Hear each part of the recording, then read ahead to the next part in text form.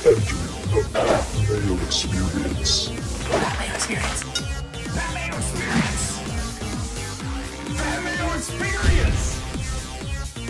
Experience. Welcome to the Pat Mayo Experience presented by DraftKings 2021 Charles Schwab Challenge. First look, course, field, and research. All the research today will be done using FantasyNational.com. You want 20% off?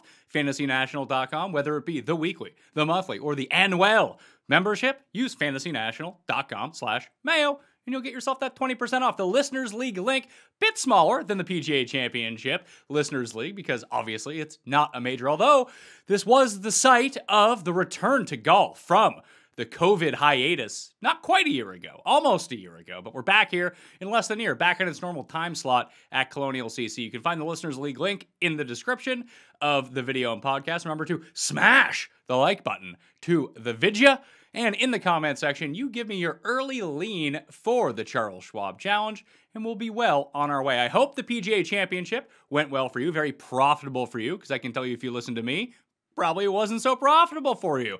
Feel like I should have just had a prop with an egg and smashed it on my face as it pertains to Brooke. I'm filming this before the conclusion of the PGA Championship, but he's in the final group, and after betting him at the Masters and him sinking all of my DraftKings lineups at the Masters, not going back to him here is just ridiculous. Jeff and I will talk about this on Monday, how stupid we are, but hey, why does that really change anything from a regular Monday? Hopefully, one of our guys from the mid-range of the pack can make a run, get inside the top 8, get inside the top 5 to try to salvage something for us this week. At least for me. I mean, I can't speak for you guys. Maybe you have Phil and Brooks and you guys are just coasting to a victory. Maybe you got some Louis out there too. You should have just listened to Raza when it came down to it. Even our guy, 4chan Kim, Raza's guy, going low on a Sunday. So it's all kind of working out. If you listen to Ben Raza or even Rick Gaiman, that's why I have the good people on the show. So you can listen to them and just basically do the opposite of everything that I say. Hopefully the research can help you out though for the Colonial, because let's look at the quick field. Last year, 156 players, and all of the best players in the world decided to show up to Fort Worth because it was the first event coming out of the pandemic. At least the pandemic is still technically going on. Out of the golf hiatus in terms of the pandemic. And then we had the top players go to Harbortown the next week, then they went to Travelers, then it started to peter out a little bit. Those first 3 events were just smashing in terms of field strength. And normally, at least historically, the Colonial has good fields, not great fields, but there's been a bit of carryover after last season. Obviously, we're not going to see all 10 of the top 10 players of the world or 14 of the top 15. That's just not going to happen again. And the field size is a lot smaller. Usually where this is an invitational tournament, it's around 121, and that's what it is for 2021. So down from 156 to 121, which means over half of the participants will make the cut. So finally, I guess the PGA Championship was top 70 in ties, and we saw, I think it was around a 12% to 15%, 6 of 6 in most places. We should probably see that be higher this week at Colonial, unless the 3 highest owned guys end up missing the cut, then it's going to be super low. But where over 50% are going to make the cut, probably not going to be that big of a deal. But in terms of field strength, like I said, it's not that bad. It's probably the second strongest field Colonial has ever seen. So just looking at it right now, Justin Thomas is in the field. I think he's going to retain his number 2 status in the world rankings. But then it's a great upper crust of players before you get into the Chris Kirks of the world, the Cameron Tringallis, your above average tour pro that does well at these sort of events, but isn't really considered in the upper echelon of players in terms of overall talent or even the world rankings. We got Berger, Morikawa. Berger the winner last year. Morikawa lost in a playoff. Xander also lost in a playoff. He's not playing this time around. Finau, Reed, Answer, Zalatoris, Louis, Joaquin Niemann, Corey Connors, Scheffler, Im, Kokrak, Westwood, C. Woo! Kim coming off here. He's going to be fresh for the Colonial after just being a disaster for the final, let's say, 24 holes at the PGA Championship. Matt Wallace, Rose, Na, Horschel, Chris Kirk, Streelman, Grace Sergio, Gary Woodland, Colonial member Ryan Palmer, and there's this local kid who they've given a spot to, an invitation to the Colonial. His name is Jordan Spieth. He has won at this course in the past. So it's a pretty strong field, like I mentioned, only 121 players. So, Doug Gim is playing too, so another chance to lose our money on the Gim Reaper. I always look forward to that. But let's jump over to the course. The Charles Schwab Challenge has been played at the same course Colonial CC since 1949. It is the longest running course at one single event on the PGA Tour. It's basically a baby boomer, 1946. I mean, that's a while at this point. The key stats that I'm looking at: strokes gained approach, par fours gained from 350 to 400 yards, fairways gained, and strokes gained around the green. There's a couple differences this year from what we saw 12 months ago, or I guess 11 months ago, or 11 and a half months ago. I think it came back June 17th. This is going to be May 27th, so almost 12 months ago. Is that we had all the best players in the world there. And there was no grandstands at the course because, of course, there were no fans. So a lot of people who played this for the first time might be seeing a slightly different style of course than they're used to. We heard a lot. It threw a lot of people off a year ago that they didn't have the grandstands and stuff that they were used to lining up against. There was more runoff area around the greens. Then you saw players like Bryson and even Xander, to a certain extent, start cutting all the trees because that type of player rarely goes and plays at Colonial. Then all of a sudden you had all of the top talent in the world. So it kind of opened up a few things at the course that maybe people weren't necessarily looking at or even thinking about before, like cutting dog legs by going over trees. Just different sorts of approaches off the tee that opened it up to like a lot of the very top end players. So I'm curious to see if anyone who played it for the first time last year, someone like Morikawa, for example, that doesn't really seem to bother him wherever he goes for a first time. He's generally pretty good. That if it's just sort of a shock to see the course and it's the same course, but you just see it in a different way because there's different things around. The fans are obviously going to be back. Will that have an impact versus the guys that have played this tournament for 9-10 years and got kind of thrown off last year by it not looking like they're normally used to seeing it? I don't know. I'm not going to factor that into anything. I just thought that was an interesting thing to go and look at. Let's take a look at the past course conditions. What do we got on the go here? Bent grass greens, hitting the fairways, difficult to average, although you can play it from the rough as long as you're not in the trees because the green firmness is going to be medium, the green speed is around average, and the rough length is around average. So it's not too penal if you do miss the fairway. Not generally, outside of 2019, rounds 1 and 2, the wind tends to stay down in Fort Worth at this course where it's protected by a lot of trees. It's a very old course, so a classical design if you wanted to look into that. Sometimes it plays easy, sometimes it plays super tough. It's kind of dependent on the setup, to be perfectly honest with you, and we're not going to know that for a while. It was interesting to see, though, if you look at the green speeds over the year, it generally plays really fast until last year. In the final round, it got back up on the stimp to playing fast, but the first 3 rounds played at average. So expect it to probably be on the quicker end of the greens that you see on the PGA Tour. Jump over to the course breakdown, see what we're looking at in terms of yardage on this course. Worth pointing out that in terms of skill set, distance is always going to be an advantage, but it is mitigated at this course because it requires so much strategy off the tee. You really need to think your way around this golf course where sometimes, almost like Heritage in a weird way, if you're in the right rough, sometimes that just gives you an easier shot to the greens, and where the rough isn't so penal, that it's almost better off being there without an angle somewhere on the left side of the fairway. So just kind of keep that in mind, guys that can think their way through a course. And it's only 7,200 yards, well, 7,209 yards.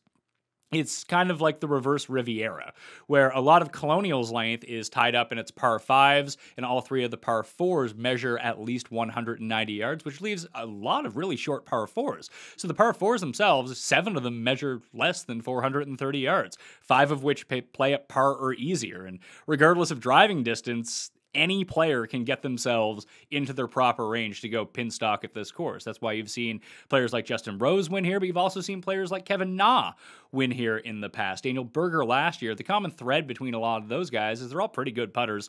Rose kind of hit or miss over the years, but he can be a good putter at his best. Spieth is another winner, as we'll go through, as we've seen at this course too over the years. And on the par 5s, very few eagles are made at Colonial just because of the distance of them. It's just really hard to get your ball close enough. You're going to see eagles. People are going to chip in. Some guys are going to be able to reach it in 2 and they'll make a really long putt. But it's hard to really pin stock on these par 5s regardless of your length.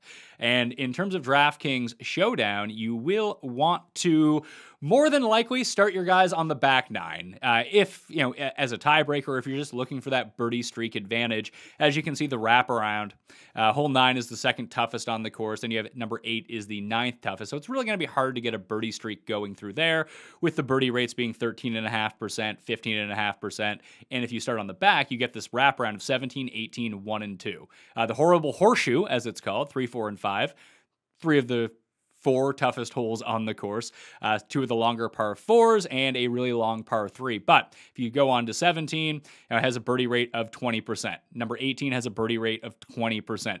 Number 1 is the easiest hole on the course, a birdie rate of almost 45%. And then number 2, a par 4, 381, has a birdie rate of 27%. You can actually make eagle on number 1 as well, a 2.3% eagle rate. That's where the eagles are going to be coming from on the par 5s at this course. We'll just kind of switch it up and look at the different view of the scorecard here in a minute. But once again, it's just, you can build a birdie streak, 17, 18, 1, 2, any combination of those 3 holes, and you're only going to have access to that in showdown purposes if your players start on the back 9. So it's just a little hidden advantage to take advantage of some of the DraftKings scoring in terms of showdown. We just look at the holes. Like I said, yeah, you have one par 3 that measures 176. That plays 185 on a lot of days. Then you have another 185, 195, 216. So there's on the longer end. The key proximity range you want to look at is 175 to 200 this week. You're going to see just a lot of shots on the more difficult holes come from that range, where on a lot of these shorter par 4s, you're just going to have a wedge in. So wedges are going to be at a high premium here, and that one particular range for some of the harder holes. But if your guys aren't good from that range, just pair it with a lot of good around the green work and just try to parse out your players that way if you're really digging in statistically. You can see there's only the 2 par 5s on the course, 1 and 11. Number 1, 548. Number 11, 613, with an eagle rate of 0.6%. So don't expect too much. None of the par 4s are drivable unless they really move up the tee boxes on any sort of day. So we just sort by yardage. You can see you have the, let's go the other way. 378, 381. So there's 5 of them that are below 400 yards. And then there's another 3 that are below 425. And then another one that's 431. So it's, like I mentioned, it's gettable to almost everyone in the entire field. Not so much of an emphasis on strokes gained approach, because you want to be hitting greens of regulation. You're going to have to score enough here. We've seen minus 15, minus 13 be the winning score, because there is a bunch of difficult holes here. Don't get me wrong. But if you're going to be doing that proper scoring, you're going to need to be sticking it to 20 feet and making your putts. I bet you it goes even up a little bit higher once you're looking at it. Yeah, so over a stroke per round on approach, around a stroke per round on the greens is what the top 5 finishers are averaging historically at this course. You can see that ball striking outweighs short game because the around the green stuff just isn't as pronounced. Flat across the board in terms of the par that you're looking at and the scoring that you need to do on it. And then the whole composition, you'll see you have 4, so you have 10 par 4s that are measured below 450 yards. And then you'll see that the different shot approach ranges, you're going to have a lot from 150 and in this week. That's where it looks like the plurality will come from. And then a big boost, the most common range is 150 to 175, but I would say the more difficult range is this 175 to 200, because that's where you're going to get a lot of your par 3s from this week. Cut line, what was it last year? -1, +3, +3, +5, +2, +2, +2. I guess when you inject all the best players in the world in calm conditions, all of a sudden you're going to get a cut line that is below par. That has only happened once before that since, what is that, 2003. So in 2010, it was -1. Last year, it was -1. Those are the only 2 occurrences in the past 17 years where the cut line has been below par. And that was even, I guess it's not necessarily even crazier because there was 156 players last year. There's only 121 this year. So I'd expect it to be around even, +1. Driving accuracy for this event, a bit down. Greens and regulation, almost the same. So once again, your proximity and hitting greens and regulation out of the rough is not that big of a deal. Easy course to scramble on, by and large, versus tour average. And 3 putts per round on some of these smaller greens are lower than your average tour event. Driving distance way down because there are forced layup areas, or guys are just trying to get to their spots since they're not trying to drive these par 4s. And the average green and regulation proximity, only 25 feet from the pin, where the tour average is 28. So, like I said, you want to be dialed in with your irons. Birdies are better, that kind of thing. And we'll try to build a model that reflects that, because I have no idea how my modeling was doing. Actually, we can take a look at the tournament history here too. So before we jump into the model and the stats, But just looking back at last year, obviously Xander's not playing. This just accounts for players in the field, and we'll take a look at the strokes gained report for 2020 and 2019 just to see if it throws anything off. So the guys in the field who finished inside the top 10 last year: Berger, Morikawa, Kokrak, Rose, Reed, Woodland, Sungjae, JT Poston, Jordan Spieth, and Justin Thomas. What does that tell us? I don't really know. That's a weird collection of players. All really good ball strikers, minus JT Poston, who is really good with his wedges. So maybe someone to look at. But other than that, there's not a lot of commonality between these players, especially when you consider, Xander was also in that playoff. Champ came 14th with Answer, Patrick Rogers, and Rory Sabatini and Peter Uihlein. That's a bit of an eclectic mix. So you can't really draw anything from that. If we look at 2019, you got Na and Finau and CT Pan and Andrew Putnam. So you have 3 shorter hitters plus Tony Finau. Na just couldn't miss on the weekend. We actually hit Kevin Na that year. It was a nice little cash for us. Back in the day when I used to hit winners. Not so much anymore. So you can see someone like Chuck Hoffman, who had played really well here over the years, missed the cut last year. Plus, you have to remember this was coming off the COVID pandemic, so you're just going to see some weird results. Some guys' game was not at the level where it needed to be right away. Neiman is very interesting at this course because his short game tends to be really bad. I wonder how he's putted here over the years. T8 in his debut, that's right when he turned professional, T31, T32. So he has yet to miss a cut, and he kind of goes in line if he can sink some putts with some of the players that we've seen so far. Where's Neiman at here? I think it's listed under Charles Schwab. Yeah, the Charles Schwab. So he has gained, he lost a ton in 2019 and lost on approach, but the around the green work was immaculate. That's very un-Neiman-esque.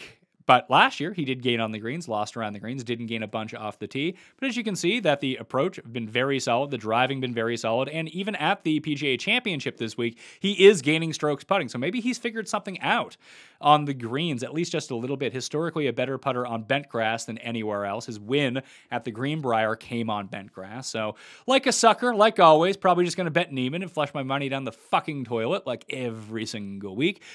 And you're just going to have a lot of guys that are going to be super popular, like Connors, Answer, even Griot, Zalatoris. It's going to be hard to parse all these guys through, to be perfectly honest with you, because you can really make a legitimate case for all of them. They're all coming in with great form. They all have the required skill set for this course with...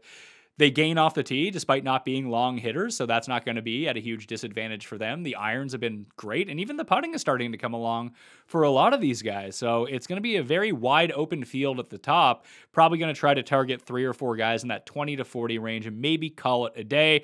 I know I always say that and end up betting losers at like 300 to 1 and waste my money. Also, for the love of God, this is something that Jeff and I and Tim to a lesser extent, spoke about on the Cut Sweat live show, is that the most up-to-date leaderboard this week was the Bet365 IGM leaderboard. So the site that I normally bet on, because in my area that is the most reactive one and the one that's the easiest to put money into, withdraw money out of, and usually has odds out the fastest, that now has the fastest leaderboard. So I'm just constantly logged into the site. So, betting $5 here, $20 there, $5 there, it's dangerous stuff. Yeah, if that ever happens to anyone in the future, great way to attract customers, by the way.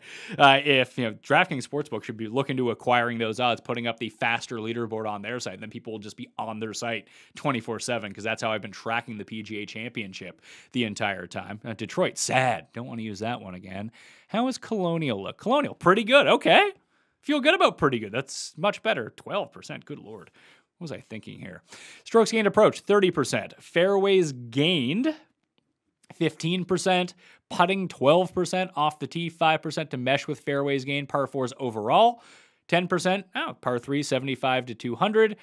5%. Ball striking at 0, but I did want to look at it when I looked at the model. Around the green, 5%. Par 5s, 5%. Sand saves, 0%, but I did want to see it. I kind of cross out people who are horrendous out of the sand. Par 4s, 350 to 400, 6%. And proximity, 100 to 125, 7%. That kind of blends with the 350 to 400. Just really good wedge players, both on one of the par 5s and some of these shorter par 4s, are really, in particular, what I want to be looking at this course. I think so, at least, because let's look back to see how it was done last year. Like I mentioned, in the 2020 And, putting and approach for Berger. That's all it was. Putting and approach for Morikawa. That's all it was. Bryson couldn't chip, but, the off the tee was spectacular. Didn't quite get up to those approach numbers. I guess Xander didn't make the playoff. I swear to God he made the playoff. No, he missed that little putt, didn't he? Oh, yeah, on the 72nd hole. That's my bad on that one. So for him, it was driving, approach, and putting. You need to have a well-balanced approach, but this was, again, last year looking at it, but there was no player. Harold Varner was the only player to finish inside the top 20 and lose strokes putting. He was minus 0.4 for the week. So you're going to have to get lucky with your putter, but anyone can seemingly putt pretty well here on these smallish greens because you're just going to be so close to the hole. Once you eventually, if you miss the green and you chip on, you're going to be somewhat close. So you just can't be missing those short putts a la Xander a year ago. But I think it's going to be more intuitive to look back at the year before to see how it was done, because this field is not as good as the field that we're going to see in 2021 and 2019, but I think it's more reflective of what we're going to see. Same setup in terms of course conditions, same length, grandstands, fans, and not the very top end players of the world as well up there. Kevin Na didn't lose off the tee. He did his Kevin Na thing. It's funny to see him lose around the greens, but was that the lead in approach? Yeah, he led in approach and led in putting. Second in putting. First in approach, second in putting. That's usually going to be pretty good when it comes down to it in terms of getting up there. Ass wagon, 7 strokes gained on approach. Good for him. Ball striking wise, put together by Tony Finau pretty well, plus he made his putts. Watney was the only one. Somehow Nick Watney was in this. I guess it was 2 years ago. He dropped 4 strokes putting. Billy Ho dropped 2.7 on the greens, which is pretty atypical for Billy Horschel over the years. I would think that this course jibes a little bit with like Wyndham, Heritage, some of the shorter courses on tour. We always kind of lump them all into one another. The Sony Open, I would say, is another one. You see Ryan Palmer near the top. Kevin Na obviously won the Sony Open earlier this year, and a lot of the other Texas courses as well. You just see a lot of shorter hitters up here. The only bombers, like by and large, Finau's up there. For the life of me, I have no idea how long Peter Uihlein hits it off the tee. I assume he's around like average. And other than that, like Tway, T19, everyone else is like a medium to below average hitter, like gain off the tee potentially, but nothing crazy from this year. So approach, putting, don't lose off the tee, try not to lose around the green, but that's not imperative, as you can see by this leaderboard. But if your approach isn't going and the putts aren't following, you're absolutely cooked at this course. Back to the model. Maybe I'll make adjustments for this later in the week. You can hit up the newsletter that is in the description of this video and podcast. It's free. I'll probably try to release something on Wednesday evening to see how that all works out. And we'll run it for the past 50 rounds and see who comes out. Then we'll try to run it for the past 12 rounds and see which players are kind of just leaping off the scorecard to begin with. You can also screw around with the mixed condition model. You can set it to par 70. You can set it to 72 to 7,400 yards. Or hell, you could probably just set it to less than 7,200 yards. It's 9 yards over 7,200. I think that it has more in common with a 7,100-yard course rather than a 7,399. That's just my take on it anyway. You can sort by bent grass greens as well, as we've been seeing more bent grass back in the equation recently. So the top 10 over the past 50 rounds: Connors, Answer, Morikawa, Tringali, Hauserberger, Griot, Thomas, Neiman, Patrick Reed, and Chris Kirk. Then you have, good. Doug Gim rates out number 12. Fucking fantastic. He's going to suck me in again this week, isn't he? Can't quit you, Doug Gim. I like you too much. Or at least he's not on Bermuda grass. That's a bonus. Man, the putting's been bad. Like, really bad. He's bad coming off back-to-back missed cuts, too. So I guess he won't be chalky anymore. Not that he should be based on his results, but just that ball striking is... Maybe just have a week. Farmers, he gained over 5 strokes putting. Genesis, I guess we just need to play him when he's on POA greens, and then all of a sudden we're going to be doing pretty well. Charles Schwab, he missed the cut last year, but he did gain strokes putting. That was the only spot. Then he started to go on his immaculate approach run. He's only lost strokes twice on approach since. One was at Sony, which I would call a comp course to this. So that's not great. And he missed the cut at Wyndham, although that was bad putting. Another place that I would consider a comp course. So...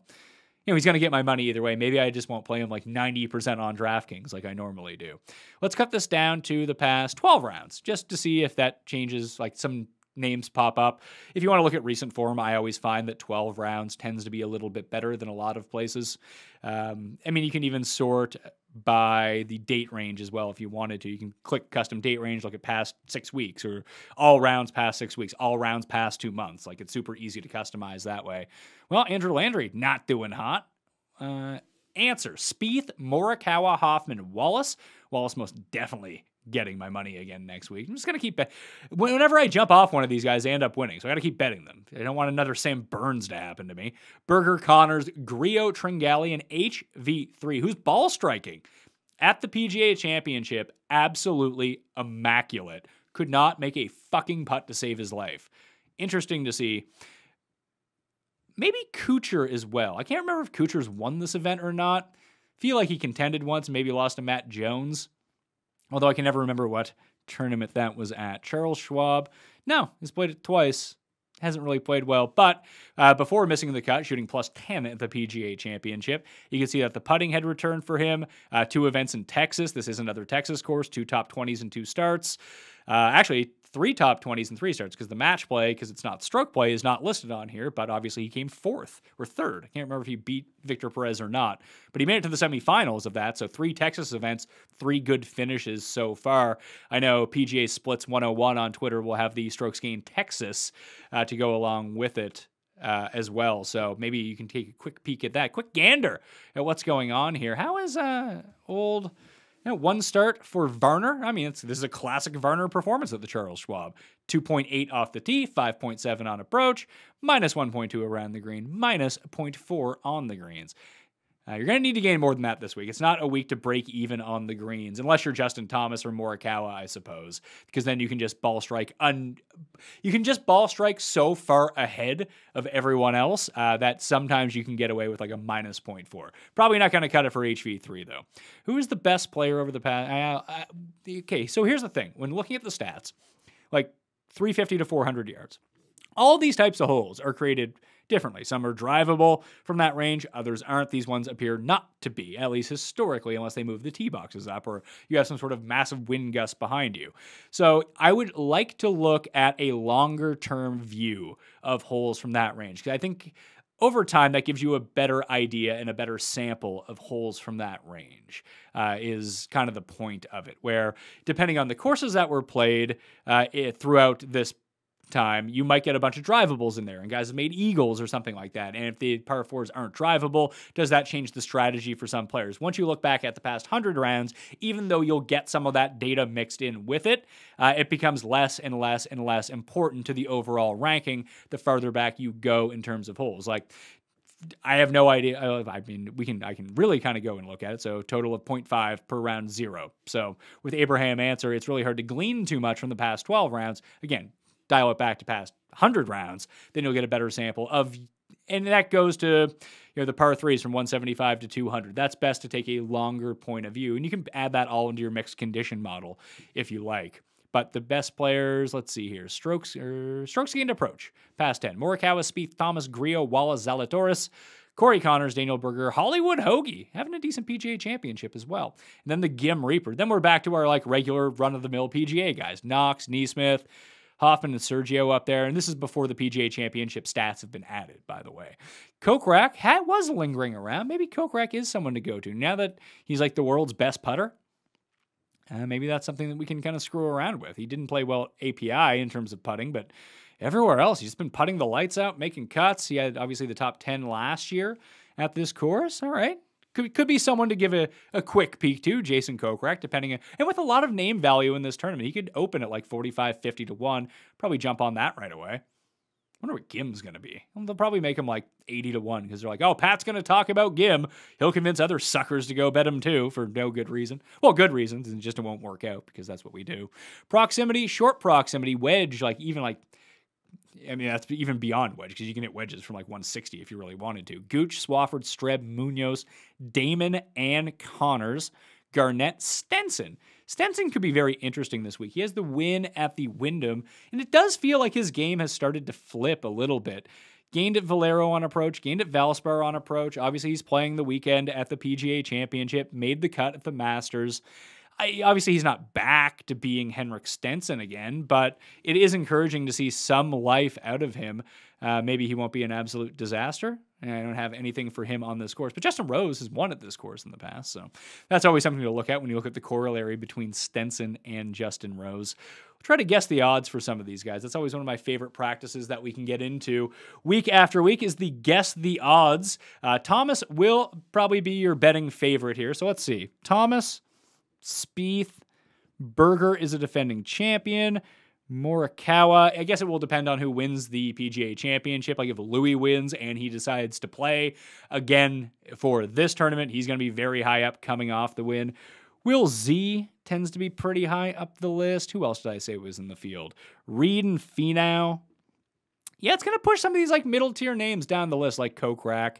Even Rose, Na, and Wallace probably won't get that much of it. Like, let's say Woodland makes a huge run on Sunday and comes first, or even T4 and has a good Sunday. His odds will go from like what probably should have been 40 or 45 to like 25 in a hurry. So that one is dependent. Sungjae is in action. Neiman is there. We might be able to hook a 30 on Neiman based on all these names. Scheffler.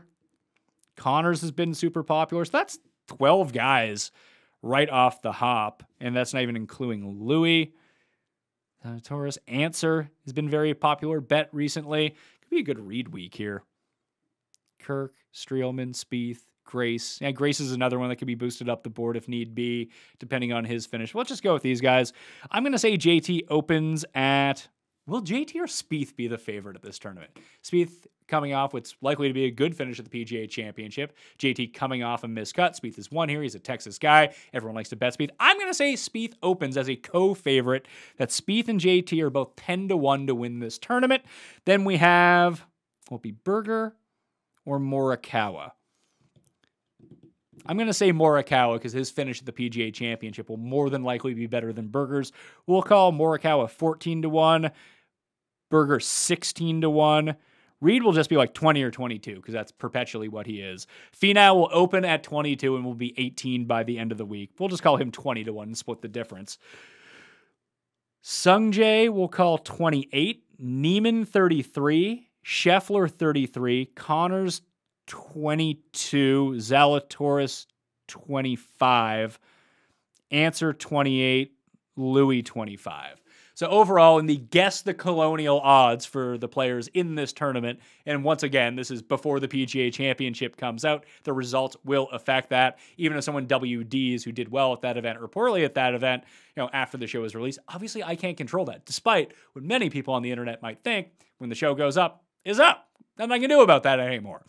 JT 10, Spieth 10, co-favorites at Colonial is my guess. Morikawa 14, Berger 16, Reed and Finau 20-1, Corey Connors 22-1, Will Zalatoris and Abraham Answer 25-1, Sungjae, actually I had Louis at 25-1 as well, Sungjae 28, I'm going to change that to 33. That leaves us with Im, Neiman, and Scheffler all at 33-1, and Woodland could break his way into that mix, and that's probably it. So then you're looking at Kokrak, Rose, Horschel, Woodland, Palmer, Sergio. Grace could be another one that kind of goes up the board as well.